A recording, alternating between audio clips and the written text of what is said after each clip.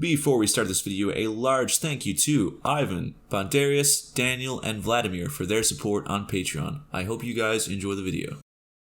Alright guys, today we're going to do enemy attacks. Now, we are actually going to refactor this into a state manager after a couple episodes, but let's just get started now and get the raw and rough copy out.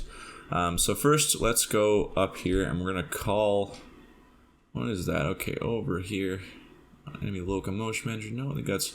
Yeah, okay, so we're going to say else if enemy locomotion manager dot distance from target. And then we're going to say is less than or equal to enemy locomotion manager dot stopping distance. Actually, it's supposed to be greater than.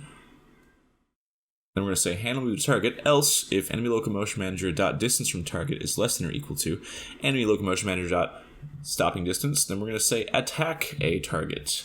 So, since we are going to refactor this, it doesn't need to be that neat right now, because in a couple episodes we're going to make it so clean and nice. But since I am a sucker for appearances, I'm just going to say hashtag region attacks and make all my attack functionality down here. And again, we're going to delete this and put it on its own script eventually, but you know, right now let's just keep it looking kind of neat, I suppose. So, we're going to want our enemy to attack a player when he's within range. That's pretty straightforward, and we're going to want him to attack based on the field of view and the distance. So meaning if he's further away, we can have a different kind of attack, or if he's closer, we can have a different kind of attack. So let's create a new script here. We're going to call this enemy actions, okay? And this is going to be a scriptable object, so our attacks will be also scriptable objects. So as is per tradition, I'm going to make my namespace here SG, and I'm going to delete the start and update functionality, and I'm going to put a string, public string. I'm just going to call it action animation. This will be the animation we play when we call this action. I'm going to change this to a scriptable object instead of a model behavior. And then I'm going to create another script. We're going to call this enemy attack action.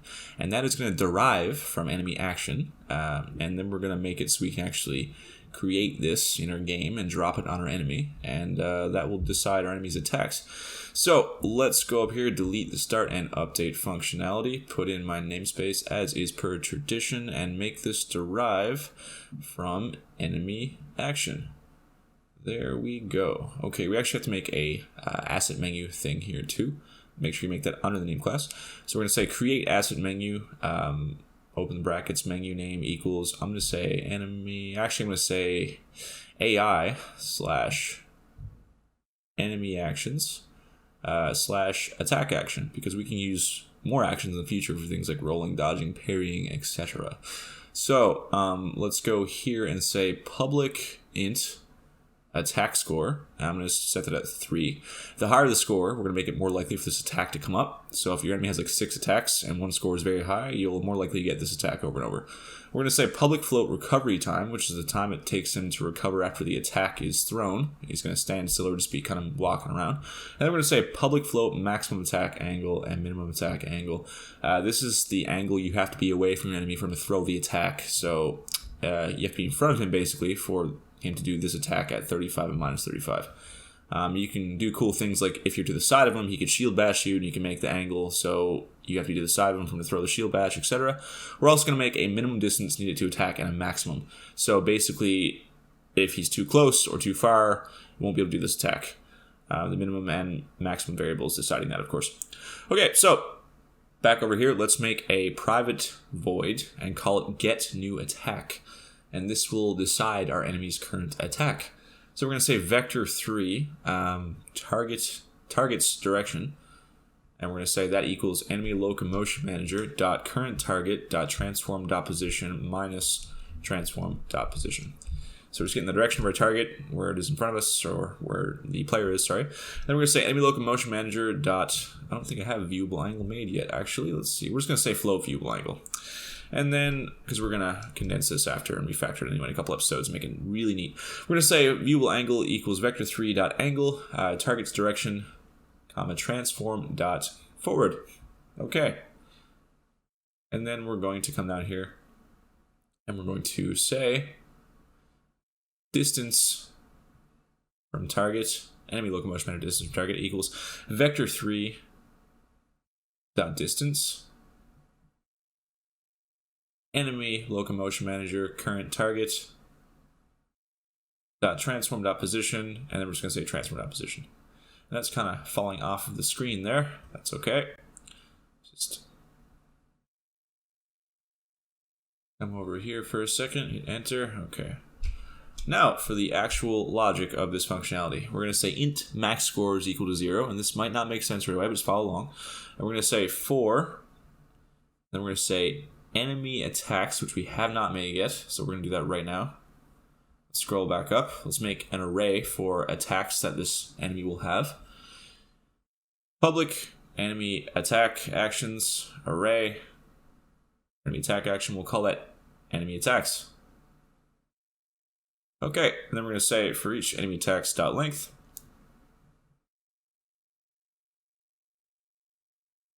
We're going to say enemy attack action, enemy attack action equals enemy attacks I. And then we're going to say, basically, in short, if the distance from your target is less than or equal to your attack's maximum distance, and we're going to repeat that for the minimum distance.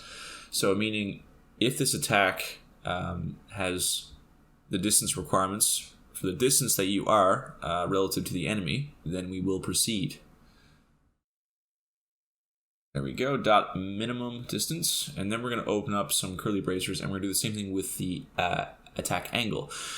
So we're going to say if viewable angle is less than or equal to enemy attack action dot maximum angle, and if it's greater than or equal to the minimum angle. So after we've checked the requirements for distance and viewable angle for the attack, then we proceed with this next bit of logic, which is max score equals max score plus enemy attack action dot attack score. Okay, so now we have a score, and now we're going to proceed, and we're going to say int random value is equal to random dot range 0 max score. Then we're going to say int temporary score is equal to 0.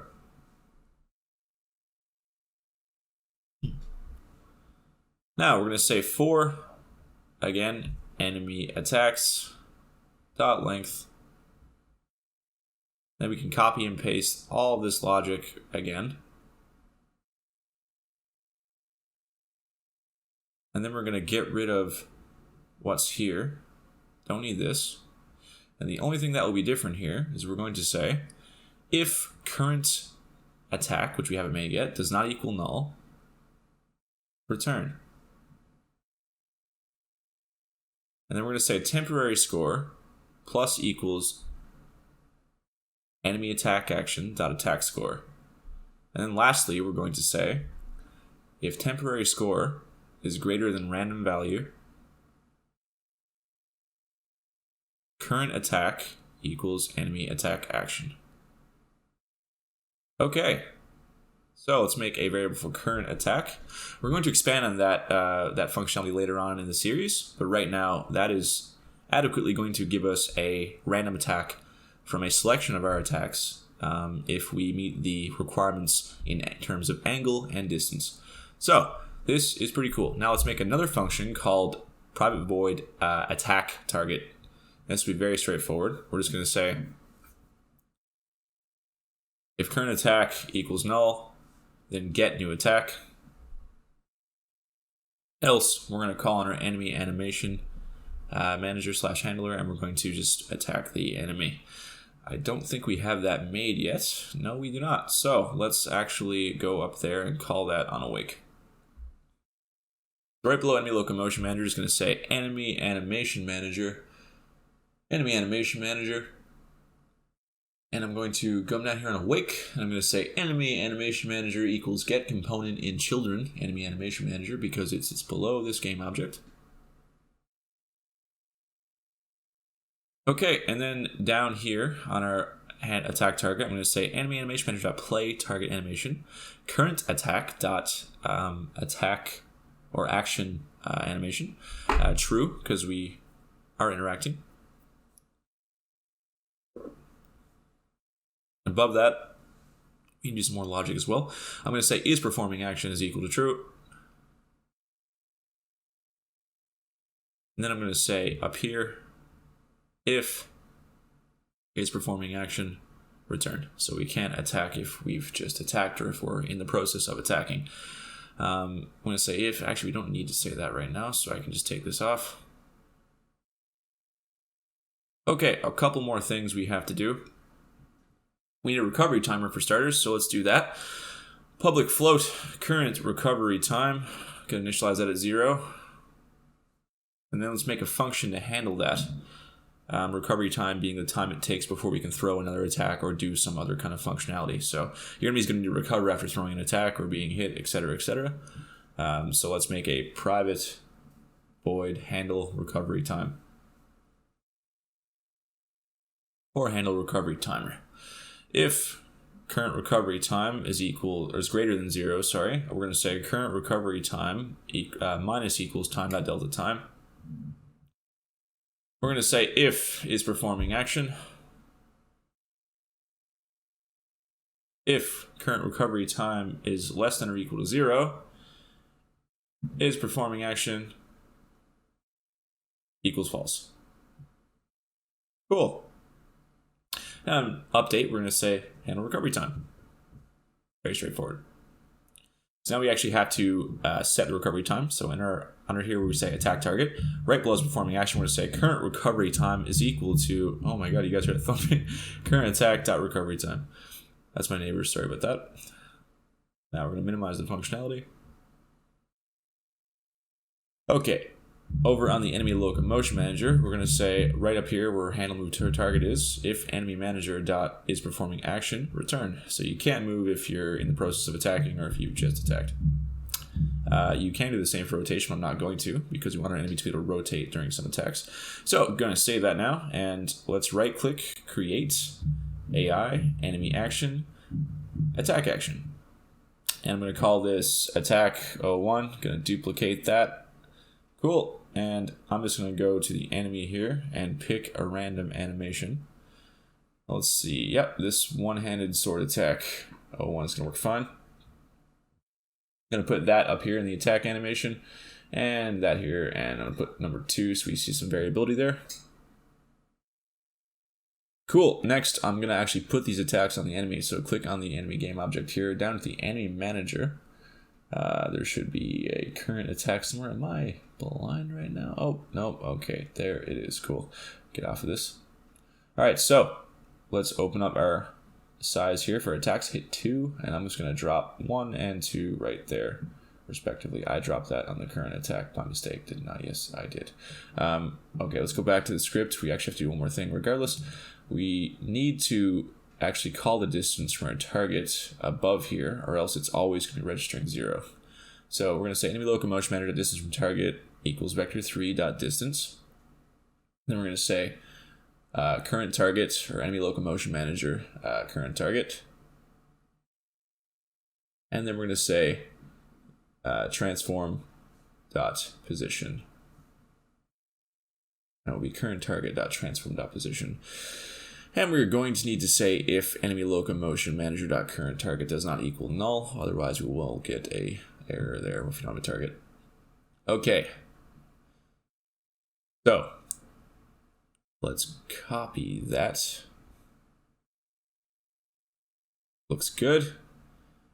Excellent. My little end mark there. Okay. Save that. Now, down here we're going to say else if attack target. Now we're actually calling our attack functionality. Cool. All right, I think that should cover everything. Let's take a look at this to be sure. Oh, right, we have to say current attack equals null to reset our attack. Otherwise, we'll get the same attack over and over again.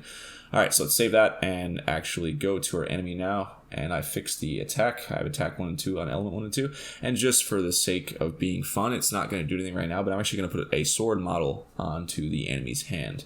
We're actually not activating the damage collider on this right now. I will do that in the next video, so our enemy will actually be able to damage us. Right now, he will just attack and no damage collider will open. Okay, let's drop that right there. I might handle that in the next video, or I might do the state machine. I'm going to decide after this video. So let's go over and test this. If I run in front of the enemy now, he sees me, he runs at me. Let's run back here and get out into the opening here. He will approach me, And he will attack. Cool. All right, excellent. And then he will attack again. Cool. And he will attack again. As you can see, the attacks are random. That's great. All right, so now let me go over here. All right, so guys, what we're gonna do in the next video, or in the video following that one afterwards, is we're going to make a finite state machine, a very simple one, and that's gonna make our code way cleaner. And what it's gonna do is it's going to decide a state for our enemy, if you will. For example, when he's idling, he will be in the idle state where he'll be looking for a target. When he finds a target, he'll proceed to the pursue target state. If he gets within range, he will proceed to the combat stance state, and if he can attack, he will proceed to the attack state, and then he will go back to the combat stance state, and if you run away, he'll go back to the handle or pursue target state. And what this will allow us to do is will allow us to make our states very independent and creative of each other. Very clean, rather, sorry, and we'll actually be able to make a lot of functionality in each different state and handle it in a very awesome way. It sounds intimidating. It's not at all, I promise. I just did it in my solo project, and I'm very pleased with the results. Some of you may see in the Discord. So we're going to do that, and we'll make our code so clean and nice, and we'll be able to add on to it and add so much more functionality way easier in the future. So with that being said, I hope you guys enjoyed the video. Please drop a like below. It does help appease the YouTube algorithm gods. If you're feeling super cool, leave me a comment. It helps the algorithm a lot more. And if you're feeling like a total champion, check out my Patreon below. And as always, guys, thank you for watching. I will see you in the next video. I hope you guys have a lovely week. Peace.